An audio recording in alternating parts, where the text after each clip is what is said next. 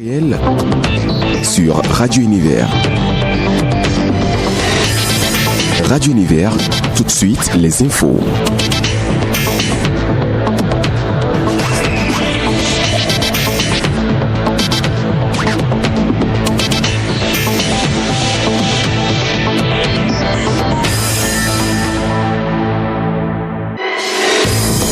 Toute l'actualité universitaire en temps réel sur Radio Univers. Radio Univers, tout de suite les infos.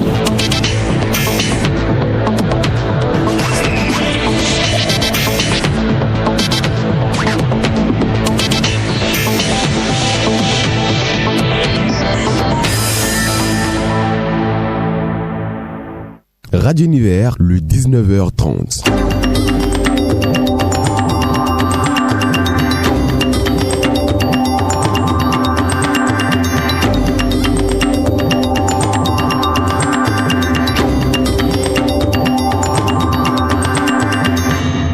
Vous êtes sur la première station universitaire de l'Afrique de l'Ouest. Mesdames et messieurs, bonsoir et bienvenue au journal Le Sommaire.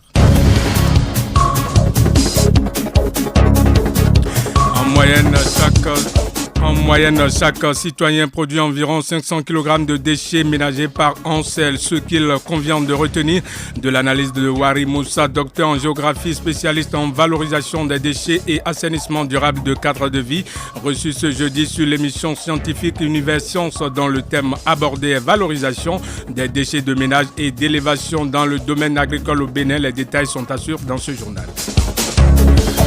À suivre également dans ce 19h30 la production de Deogracias Nkpatin qui porte sur le parcours de l'ancien recteur de l'université d'Abomey-Calavi, Brice Augustin Saint-Saint, qui va être admis au grade d'officier de l'ordre international des palmes académiques du CAMES le 4 décembre prochain. Et puis en sport, on parlera du tournoi 3x3 qui a eu lieu hier ici à l'université d'Abomey-Calavi. Un tournoi qui a permis à l'équipe de Raides de remporter le trophée de champion.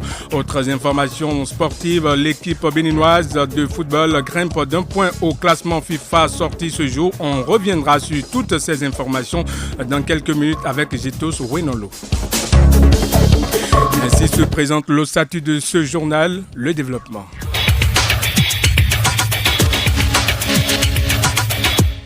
À nouveau, bonsoir. Les élections du bureau d'union d'entité de la faculté des sciences humaines et sociales ont pris fin dans cette soirée.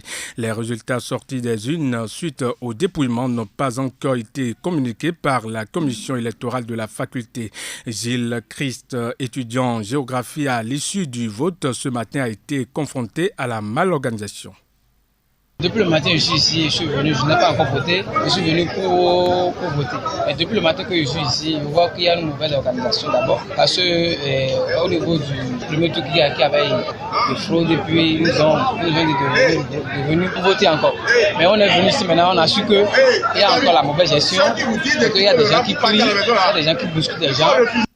Le Conseil central fédéral a rassuré sur les dispositions sécuritaires prises pour éviter les erreurs précédentes. Thierry Tchafa, trésorier du CCF. Comme vous le constatez, le vote a bel et bien commencé. Et c'est un vote qui permettra d'élire le nouveau bureau directeur de la FACH. Et donc, ce vote avait déjà été fait préalablement à l'issue du dépouillement. Nous avons remarqué quelques irrégularités majeures qui étaient quand même très importantes. Et il fallait quand même reprendre ces votes-là pour la crédibilité de l'institution du CCF que nous sommes. Et nous sommes chargés de superviser les élections. Nous ne pouvons pas être là pour que des élections se fassent dans des conditions un peu douteuses. Parce que lorsque le dépouillement a été fait, il y a eu des écarts de voix qui ont été remarqués et d'autres irrégularités aussi. Donc nous avons repris. Ils étaient au micro de Osana Bekou et Olive Biaou, les chiffres sortis des urnes et autres précisions dans nos prochaines éditions. Les étudiants inscrits en troisième année de métier d'enseignement à la faculté des sciences et techniques FAST ont procédé ce matin à la restitution des connaissances acquises. Ces évaluations entrent dans le cadre des examens de fin d'année de l'année académique 2018-2019. Mesure de l'évaluation est mesure de l'évaluation est la première discipline dans laquelle une centaine d'étudiants ont composé dans l'amphithéâtre Ouattara 3 de l'université d'Abomey-Calavi. Après 2 heures de restitution, quelques étudiants livrent le contenu de l'épreuve. Ils sont au micro de Marie-Rose Onikbo et Alessandra Djikirnou. Nous venons de composer la matière mesure et évaluation. Concernant cette matière, l'épreuve n'a pas été difficile comme ça, c'est abordable. Il faut voir d'abord comment le professeur a fait le cours, il a bien fait son cours, il a fait des TDI et ça nous a aidé beaucoup et tout le monde peut s'en sortir. Cette matière, c'est la mesure et évaluation. C'est une discipline qui nous permet d'évaluer les enfants. Ça nous permet de les noter d'une manière appropriée. Donc c'est un peu ça. Ça aussi, ça. Bon, et moi j'ai toujours dit, depuis bon nombre d'années, j'aime pas parler d'épreuves abordables ou non. Sinon, pour moi, ça peut être abordable pour toi, mais pas pour d'autres. Bon, quand tu apprends quand même, tu vas te retrouver. L'essentiel, ce que je vais dire, c'est qu'au moins, avec tout ce qu'on a eu à faire avec le professeur, si c'est que tu viens régulièrement au cours, tu apprends le peu là, tu vas travailler. Pour cette composition, c'est une rattrapage. Tous les étudiants ont eu des satisfactions parce que ce qu'ils ont appris, effectivement, c'est sorti. Et on a pu tirer notre épingle du jeu. Retenez que les compositions se poursuivent jusqu'à demain 18h. La liste des nouveaux étudiants retenus à la faculté des sciences et techniques FAST est désormais disponible. Ces étudiants ayant déposé leur dossier au sein de la faculté qui d'ailleurs ont démarré les cours peuvent désormais consulter leur nom sur le site web www.enseignementsupérieur.gouv.bj. Au dire du professeur Yedomon Rounakmon, doyen de la faculté des sciences et techniques de l'université d'Abomey-Calavi. Jeunes relève le défi de ton entreprise, c'est le thème d'une conférence débat qu'a organisé ce jeudi le club des jeunes scientifiques francophones. L'objectif est d'aider les jeunes à réaliser leurs projets d'entreprise. Elle s'est déroulée à Obama Center de la zone master de l'université d'Abomey-Calavi. Une liste a été ouverte à la fin de la séance pour les jeunes qui sont en gestation, voilà, des projets d'entreprise. Ceux-ci pourront bien évidemment bénéficier de l'appui technique du club. Je l'annonçais dans les titres, l'ancien recteur de l'université d'Abomey-Calavi, Brice Augustin Saint-Saint, va être admis au grade d'officier de l'Ordre international des palmes académiques du CAMES le 4 décembre prochain. Germain Massédé nous fait retracer le parcours de l'homme dans cette production qui porte la voix de Deogracias Humpati. Brice Augustin Saint-Saint, ancien recteur de l'université d'Abomey-Calavi, est un forestier de profession, professeur titulaire à la faculté des sciences agronomiques depuis 2005. Il a étudié à l'Université libre de Bruxelles, université dans laquelle il a obtenu son diplôme d'ingénieur agronome dans les années 93 sous la direction du professeur Jean Le Joly. Il va faire là sa thèse de doctorat sur l'écologie des pâturages, fruit d'une longue attention accordée à une famille d'éleveurs nomades qu'il suit depuis Banikwara, nord Bénin, jusqu'au nord Niger. Suite à sa formation, il est recruté à l'Université nationale du Bénin, devenue Université d'Abomey-Calavi de nos jours, où il crée un laboratoire scientifique qui s'occupe d'écologie et d'environnement. Il fonde plus tard le département d'aménagement et de gestion de l'environnement de la faculté des sciences agronomiques. Il sera reconnu sur le plan politique où il fut élu vice-recteur du premier recteur Norbert Kossi Awanou, démocratiquement élu par la communauté universitaire d'Abomey-Calavi en 2006. Il devient ensuite recteur de l'université d'Abomey-Calavi pour une première fois en 2011 et une seconde fois en 2014 avant de laisser sa place au professeur Maxime Dacruz. Ses compétences s'étendent sur de nombreux domaines. On retrouve l'aménagement des pâturages naturels, la biomonitoring, qui est la gestion participative de faune et de son habitat, l'agroforesterie, le dénombrement de la faune sauvage, les gestions des ressources fourragères et bien d'autres. Il a reçu en 2012 le prix du World Quality Commitment à Paris dans la catégorie or. En 2013, il reçoit le même prix, mais cette fois-ci dans la catégorie platine,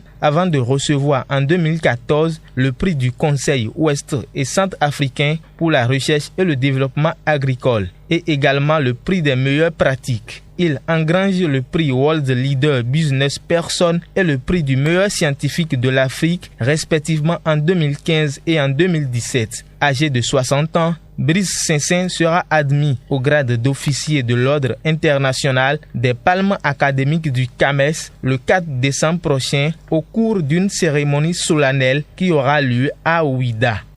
Bien à vous, Deogracia seront partis sur la première station universitaire de l'Afrique de l'Ouest. Valorisation des déchets de ménage et d'élévation dans le domaine agricole au Bénin, c'est le thème auquel s'est intéressée l'émission Universisciences de ce jour. Elle a reçu Wari Moussa, docteur en géographie, qui a pour spécialité valorisation des déchets et assainissement durable de cadre de vie. Il explique déchets de ménage et d'élevage. Les déchets de ménage et les déchets d'élevage ne sont rien d'autre que pour la première catégorie, à savoir déchets des ménages, c'est les déchets qui sont issus des activités ménagères, c'est-à-dire à travers les cuisines que les gens opèrent dans les ménages. Il s'ensuit un certain nombre de déchets qu'on peut catégoriser en deux. Parmi ces déchets, on a les déchets liquides et on a les déchets solides. Parmi les déchets liquides, nous avons les eaux usées qui sont issues des vaisselles, qui sont issues des toilettes diverses. Donc ça, c'est la catégorie des déchets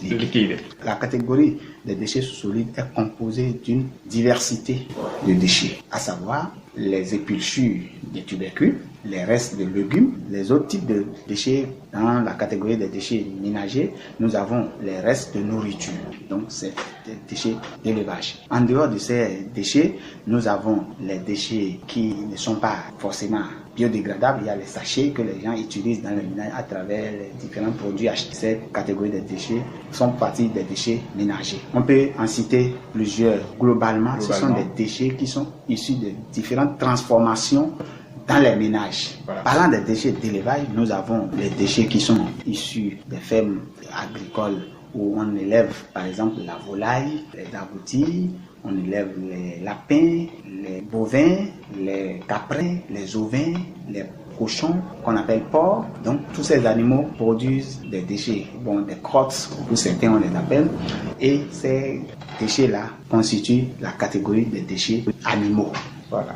Il y a les déchets qui sont, par exemple, issus dans des ménages où les gens élèvent, par exemple, les chevaux, donc les bovins, comme je l'ai dit, les caprins. Donc, c'est cette catégorie-là qu'on appelle la catégorie des déchets d'élevage. La gestion de ces déchets reste un souci à chaque niveau. À en croire les propos de Wari Moussa, le Bénin ne dispose pas encore d'une politique de gestion et de valorisation de ces différents déchets. On l'écoute. La valorisation n'est pas encore une réalité dans nos contrées. Jusque-là, on gère les déchets au pifomètre.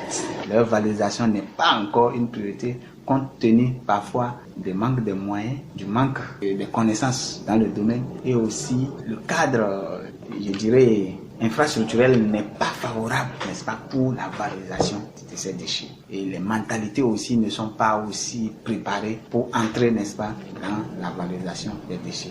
Donc, on est à une étape embryonnaire de valorisation. Notons que chaque citoyen du monde produit en moyenne 500 kg de déchets par an, un nombre qui s'enregistre dans les différentes catégories de déchets ménagers. Le Rotary Club Bénin a organisé dans la matinée de ce jeudi une journée de sensibilisation. Ceci dans le but d'avertir et d'informer la communauté universitaire sur la poliomyélite. Une semaine de sensibilisation dans le cadre de la mondialisation de lutte contre de la mondialisation de lutte contre la poliomyélite. L'événement a eu lieu dans l'amphithéâtre Etisala de l'Université d'Abomey-Calavi. Germaine Massédé, Lewis Benou pour le point. C'est dans une salle à moitié remplie qu'a eu lieu cette conférence qui a réuni les membres du Rotary Club Abomey-Calavi Plateau et étudiants pour une sensibilisation sur la poliomyélite. Dans son allocution, Muriel Hans Moevi Akwe, infirmière diplômée d'État, a tenu à présenter les causes de cette maladie. Les causes, c'est uniquement l'eau qui n'est pas propre, qui est infectée par le virus et que l'on va boire. Et si l'on boit cette eau qui est contaminée, où le virus est présent dedans, c'est en buvant cette eau-là que le corps sera atteint. Et le virus va commencer par faire ses ravages et attaquer le système nerveux qui ne contrôlera plus les muscles dans notre corps. C'est pour ça que vous voyez les gens avec le handicap, soit les bras, soit les jambes, et plus tard les muscles respiratoires et ils ne pourront plus respirer et vont mourir par asphyxie. Maladie qui, n'ayant pas un traitement fixe, la poliomyélite atteint souvent les petits-enfants de la tranche d'âge de 0 à 5 ans. C'est la tranche d'âge la plus vulnérable, ce sont les enfants de 0 à 5 ans. C'est eux qu'on doit vacciner afin d'éviter cette maladie-là. Si nous vaccinons tous les enfants de 0 à 5 ans, plus jamais la maladie ne pourra se déclarer après. Objectif atteint pour les organisateurs de cette activité. Patrick Minton, président du Rotary Club d'Abomey-Calavi Plateau. A priori, nous pouvons dire que l'objectif est atteint puisque nous allons encore, après cette sensibilisation dans l'amphithéâtre Salade de l'UAC, nous allons continuer tout à l'heure par une caravane. Une caravane qui aura comme itinéraire, nous allons débuter la caravane au niveau du carrefour Ita et puis on va faire les carrefours successifs jusqu'au carrefour Akasato revenir ici. Donc je pense que aussi la caravane va permettre aux populations de comprendre puisqu'ils vont certainement poser des questions aux émigrants, tous ils vont leur expliquer un peu ce pourquoi nous avons fait cette sensibilisation. Un prochain rendez-vous est pris pour le samedi prochain pour la grande caravane qui démarre au marché d'Antokpa de Cotonou.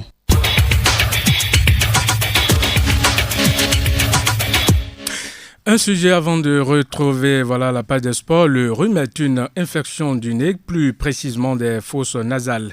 Il se manifeste par un mal de la gorge et des éternuements, une sensation de nez bouché et des écoulements nasales. Cause et traitement du rhume chez les enfants, Gilbert Agon. Encore appelé rhinopharyngite, le rhume est un mal très fréquent chez les enfants. Il est causé par un virus appelé rhinovirus. Sa propagation est assez facile et touche le plus les enfants pour raison de faiblesse de leur système immunitaire. Rhume chez les enfants, le fait de se coucher par terre, ce n'est pas bon. Les poussières aussi, il y a certains parfums, les odeurs bizarres aussi. Quand tu laves ton bébé avec le savon, surtout sur la tête, les savons parfumés, la tête et le visage, les bébés n'arrivent pas à faire ce truc là, donc ils commencent le rhume. Selon le pédiatre Constant Roumenou, les enfants contractent rapidement le rhume à cause de leur système immunitaire en développement. Les enfants en général sont plus enclins à faire le rhume, donc à faire cette rhinite là parce que leur immunité est un peu faible, donc leur immunité n'est pas assez solide. Donc à la moindre poussière, à la moindre maladie, ça attrape le rhume. Et je vous dis, la plupart du temps c'est bénin, sauf dans le cas où c'est infecté, parce que ça peut être rhinite purulente. Quand ça devient jaune, là ce n'est plus une rhinite simple. Ça veut dire qu'un microbe, une bactérie est rentrée dedans, c'est surinfecté. Contrairement à la grippe, le rhume peut être provoqué par plusieurs types de virus. Le pédiatre Constant Roumenou revient sur les causes et les moyens de traitement. Sauf dans les cas d'infection virale, comme la grippe et consort, peut être contagieux. Sinon, 80% des rhinites ne sont attrapés par d'autres causes. D'abord, le grand groupe des gens qui sont allergiques à la poussière, aux odeurs, etc. Ceux-là, on peut dire que ça fait au moins 50%. Donc, à la moindre poussière, bien des odeurs insupportables, leur nez commence à couler. Il y a les autres groupes de rhinites saisonnières, il y a des périodes, par exemple, période d'harmattan. Donc, c'est une période où presque tout le monde fait le rhume, surtout les enfants. Quand ça arrive, parfois, c'est lié au temps, la poussière qui est dans l'air, etc. Dans ces cas-là, on utilise des produits avec antibiotiques pour traiter. Sinon, chez les enfants, la plupart du temps, c'est facile à traiter. Le rhume dure souvent quelques jours et frappe principalement pendant les saisons froides. Il est donc important de consulter un médecin en cas de malaise. Vous suivez le journal sur Radio Univers, la page des sports à présent. Le journal, la page des sports. Et la page des sports, c'est avec vous, Gétos Renolo, bonsoir. Marcelin Bagidi, bonsoir et bonsoir à vous, amis sportifs. La Fédération béninoise de basketball a organisé hier un tournoi 3x3 à l'Université d'Abomey-Calavi. Au total, 16 équipes ont participé à ce tournoi, dont 3 joueurs par équipe. L'objectif de ce tournoi est de promouvoir le basketball. Abdel Bachari, vice-président de la Fédération béninoise de basketball, nous parle ici du but réel d'une telle initiative. L'objectif précis pour cette compétition, c'est comme je l'ai dit tout à l'heure, promouvoir la discipline, donner plus de l'espace aux jeunes, afin qu'ils puissent s'exprimer et qu'ils développent leur talent. Cela nous permet certainement de détecter des jeunes qui pourront servir à l'échelle nationale. La finale de ce tournoi a été remportée par l'équipe de Raiders face à Old School sur un score de 11 paniers contre 10. Freddy, capitaine de l'équipe vainqueur en émotion, donne ses impressions. nous avons beaucoup aimé ce tournoi parce que ça nous a amené à connaître nos lacunes, connaître nos forces et tout. On aimerait que ça revienne davantage pour nous aider davantage encore à nous corriger et à devenir plus forts. Quant à Adjibodou Fabrice, capitaine de Old School, il explique ce qui a manqué à son équipe. Il est au micro de Jean Hong Kong. La compétition, parce que ça fait un moment qu'on ne joue plus. On est à la maison, donc on est sorti de nulle part pour venir jouer ce soir. On n'est pas en jambes, comme on dit. C'est ça qui nous a manqué. Et le collectif aussi, on s'est réunis comme ça, on est venu jouer. C'est ce qui nous a manqué ce soir, ça. Marcelin Baguidi, la deuxième édition est prévue pour le dimanche prochain à l'UNAFRICA de Cotonou. La Fédération béninoise de cyclisme a rendu public les coureurs béninois qui vont prendre part au 32e Tour cycliste du Faso.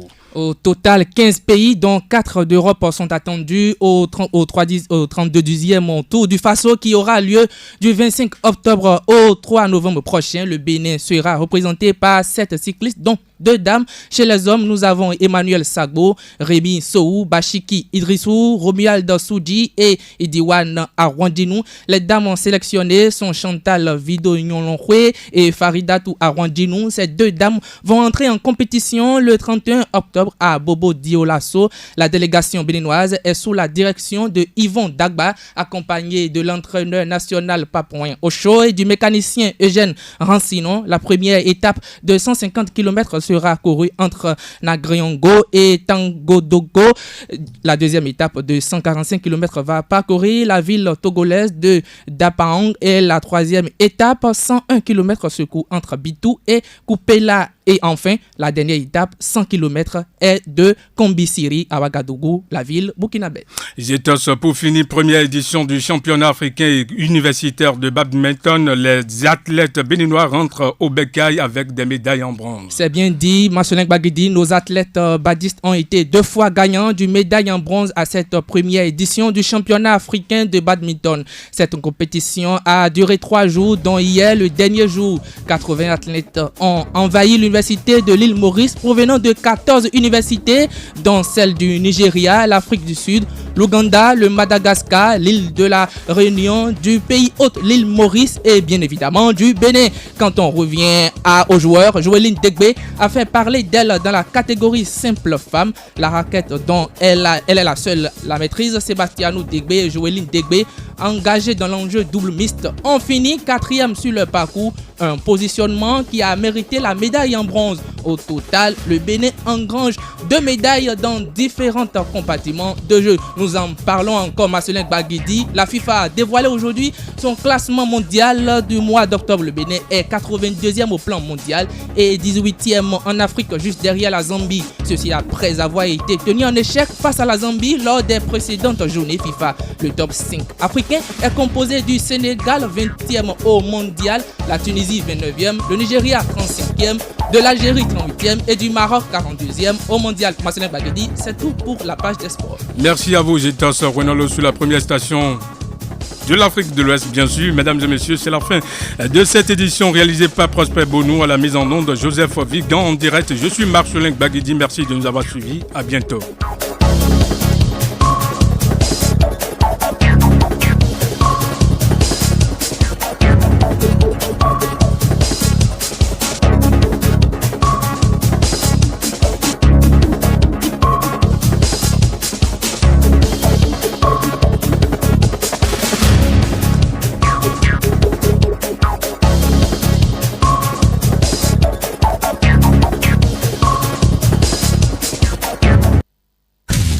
70 km à la ronde, Ouida, Cotonou, Porto Novo, recevez Radio Univers. Dangote Mantouni.